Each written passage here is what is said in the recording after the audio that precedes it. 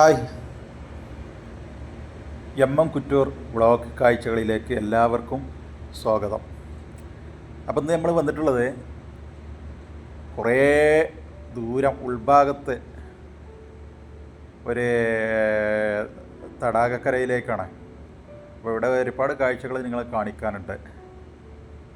ഇതിൽ ഇഷ്ടംപോലെ മീനുണ്ട് കേട്ടോ. പക്ഷെ ഇവിടെ വന്നപ്പോൾ കണ്ട കാഴ്ച മീനുകൾ കുറേ ചത്ത് കിടക്കുന്നത് കണ്ട്. ഒരു പക്ഷേ ആളുകൾ വന്നിട്ട് വലക്ക് പിടിച്ചിട്ട് അവർക്ക് വേണ്ടാത്തത് ഒഴിവാക്കിയതാവാനാണ് സാധ്യത. വലിയ മീനുകളൊക്കെ പിടിച്ചിട്ട് ചെറിയ മീനുകൾ ഒഴിവാക്കിയിട്ടുണ്ടാവാം. അങ്ങനെ ആയിരിക്കാനാണ് സാധ്യത. ഇതിലുള്ള വെള്ളമൊക്കെ പ്യൂറ് നല്ല വാട്ടറാണ്. ഒരു വൃത്തികേടില്ലാത്ത നല്ല തെളിഞ്ഞ വെള്ളം. മറ്റ് മീനുകൾ വെള്ളത്തിൻ്റെ കുഴപ്പം കൊണ്ടൊക്കെ ചാവാറുണ്ട്. പക്ഷേ ഇതല്ല, ഇത് വലക്ക് പിടിച്ചിട്ട് ഒഴിവാക്കിയതാവാനാണ് സാധ്യത. ഇവിടെ വന്ന സമയത്ത് നല്ല കാറ്റായിരുന്നു കേട്ടോ. നമ്മൾ കടപ്പുറത്ത് ചെന്ന ഒരു ഫീല്. ഇത് കണ്ടോ, കാറ്റടിച്ചിട്ട് വെള്ളം തിരമാലകൾ പോലെ ഇങ്ങനെ കരക്ക് അടിക്കണം. ഇനി മറ്റൊരു ദിവസം ഇവിടെ വന്നിട്ട് മറ്റൊരു ദിവസം ഇവിടെ നിന്ന് മീൻ പിടിക്കണം. അപ്പോൾ അതിൻ്റെ വീഡിയോസൊക്കെ എടുക്കണം. കാഴ്ചകളൊക്കെ നിങ്ങളെ കാണിക്കുന്നതാണ്. ഇഷ്ടംപോലെ മീൻ ഇതിലുണ്ട്. ഇതുണ്ടോ, ഇതുണ്ട്. ഇവിടെയൊക്കെ ഒരു അത്യാവശ്യം എന്താ പറയുക, ഒരു 250-300 ഗ്രാം ഉള്ള ഒരു മീനാണ് ഇപ്പോൾ ഈ കിടക്കുന്നത്. അപ്പോൾ ഇതൊക്കെ ഒഴിവാക്കിയിടണം എന്നുണ്ടെങ്കിൽ ഇതിൽ ഒരു പക്ഷേ നല്ല വലിപ്പമുള്ള മീനുണ്ടാവാൻ സാധ്യതയുണ്ട്. അപ്പോൾ അതുകൊണ്ടാണ് ഈ ചെറിയ മീനുകളൊക്കെ ഇവർ ഒഴിവാക്കിയിട്ടുള്ളത്. പിടിക്കാൻ വരുന്ന ആളുകൾ ഇഷ്ടംപോലെ ചത്തെടുക്കുന്നുണ്ട്.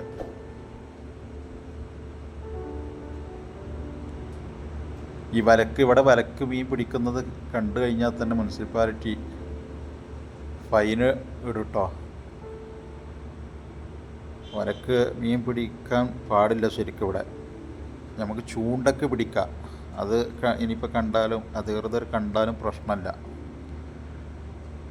അവരെപ്പോഴും പറയുന്നതാണ് വലക്ക് ഒരിക്കലും മീൻ പിടിക്കരുത്. കാരണം ഈ വലക്ക് മീൻ പിടിക്കാൻ വരുന്നവരൊക്കെ വലക്ക് മീൻ പിടിച്ചിട്ട് ഈ ചെറിയ മീനുകളൊക്കെ അവർ ആവശ്യമില്ലാത്ത മീനുകളെ തിരിച്ച് വെള്ളത്തിലേക്ക് ഇടില്ല. അത് കരക്കിട്ടിട്ട് ആ മീനുകളൊക്കെ ചത്തുപോകും. അപ്പോൾ അതുകൊണ്ട് തന്നെ വലക്ക് മീൻ പിടിക്കുന്നത് കണ്ടു കഴിഞ്ഞാൽ ഫൈനിടുന്നതാണ് ഇവർ. അതുപോലെ നമ്മൾ പല ഭാഗത്തും കണ്ടിട്ടുണ്ട് ഇതുപോലത്തെ ഒരു പന. ശരിക്കും കണ്ട ഈന്തപ്പന പോലെ തോന്നിക്കണത്. ഇതിൽ കണ്ടോ, ഇതിൽ നിങ്ങൾ കണ്ടോ, ഇതിൽ ഈ കാഴ്ച നിൽക്കണ ഒരു തക്കാളിപ്പഴം പോലത്തൊരു സാധനം. ഏകദേശം ഒരു തക്കാളിയുടെ വലിപ്പമുണ്ട് കേട്ടോ. പക്ഷെ ഇതെന്താണെന്നുള്ളത് മനസ്സിലായില്ല. അറിയുന്നവരുണ്ടെന്നുണ്ടെങ്കിൽ കമൻറ്റ് ബോക്സിലൊന്ന് അറിയിക്കണേ.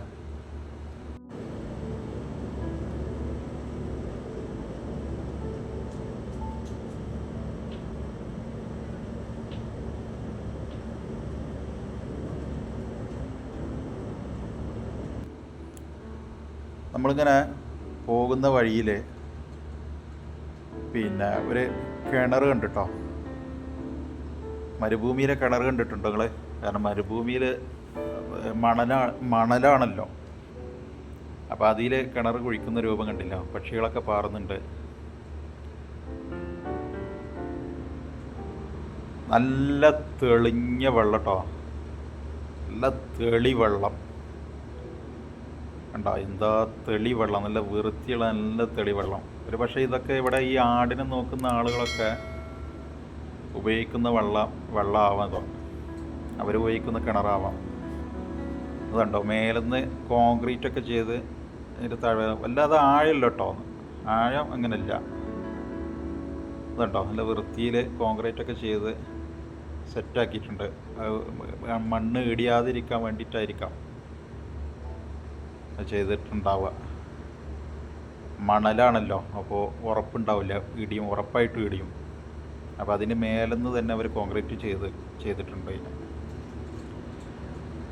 നമ്മളിങ്ങനെ കുറച്ച് മുന്നോട്ട് നടന്ന് ഒരു മുൾക്കാട്ടിലെത്തിയിട്ടാണ്. മുൾക്കാട് എന്ന് വെച്ചാൽ ഇതാണ് ശരിക്കും ഒട്ടകങ്ങൾ കഴിക്കുന്ന മുൾച്ചെടി.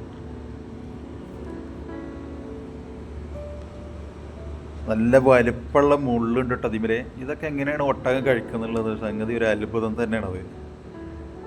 അങ്ങനെ അവർ ഈ മുള്ള് ഉള്ള ഇത് കഴിക്കുമ്പോൾ ശരിക്കും ആ മുള്ള് കുത്തൂലേ. പക്ഷെ അതൊരു അത്ഭുതം തന്നെ കേട്ടോ. ഈ ഇത്രയും അതുണ്ടോ ഉണ്ടോ ആ മുള്ളിൻ്റെ ഒക്കെ ഒരു വലിപ്പം കണ്ടില്ലേ. ഈ ചെടിയാണ് ഈ ഒട്ടകം കഴിക്കൽ.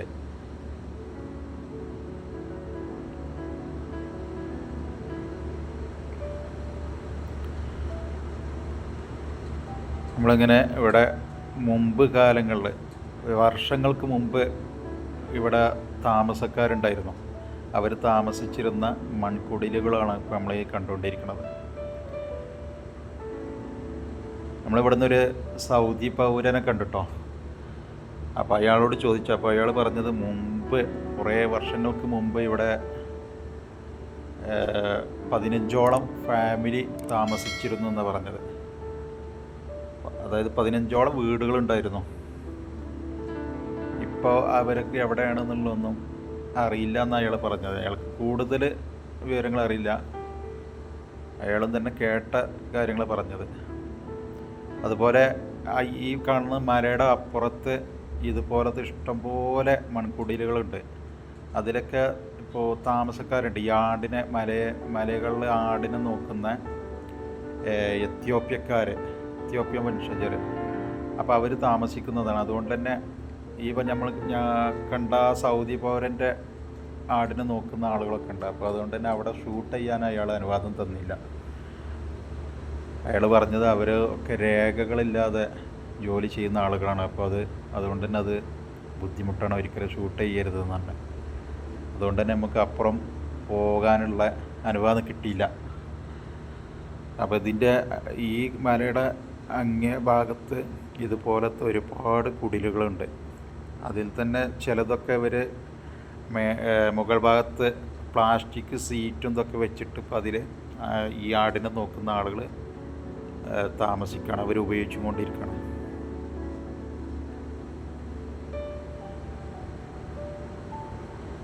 ഇതിനൊക്കെ എത്ര വർഷം കാണുമെന്ന് അറിയില്ല. എന്നാലും എനിക്ക് തോന്നുന്നു ഒരു 100-150 വർഷങ്ങൾക്ക് മുമ്പ് ഉള്ളതാവാൻ സാധ്യത ഉണ്ട്.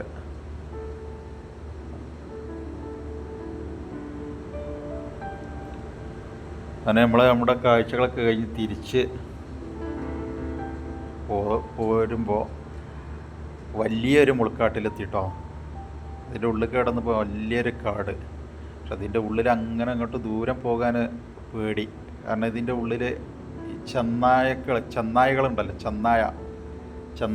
ചെന്നായകൾ ഇഷ്ടംപോലെ ഉണ്ടെന്നാണ് പറഞ്ഞത്.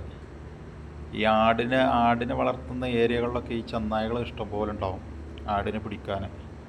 അപ്പോൾ ആ സൗദി പൗരൻ പറഞ്ഞ് അതിൻ്റെ കൂടുതൽ ഉള്ളിലേക്ക് അങ്ങനെ പോകണ്ട, ചെന്നായകളുണ്ടാവും, അവർ കൂട്ടത്തോടെ ആക്രമിക്കുമെന്ന് പറഞ്ഞപ്പോൾ നമ്മൾ കൂടുതൽ അങ്ങോട്ട് പോയില്ല. ഏതായാലും ഇതൊക്കെ ഒരു വലിയൊരു അത്ഭുതം തന്നെയാണ്. അപ്പോൾ ഇതോടുകൂടി നമ്മൾ ഈ ഒരു ചെറിയ വീഡിയോ ഇവിടെ വൈൻഡപ്പ് ചെയ്യാണ്. നിങ്ങൾ വീഡിയോസ് കാണുക, ലൈക്ക് ചെയ്യുക, കൂട്ടുകാരികളിലേക്ക് ഷെയർ ചെയ്യുക, അതുപോലെ തന്നെ സബ്സ്ക്രൈബ് ചെയ്യുക. നിങ്ങളുടെ സപ്പോർട്ട് ഉണ്ടെങ്കിൽ നമുക്ക് മുന്നോട്ട് പോകാൻ സാധിക്കൂ. അപ്പോൾ നിങ്ങൾ പൂർണ്ണമായിട്ട് സപ്പോർട്ട് ചെയ്യുക. ഇനി അടുത്തൊരു വീഡിയോയിലൂടെ വരുന്നതുവരെ എല്ലാവർക്കും ബൈ ബൈ.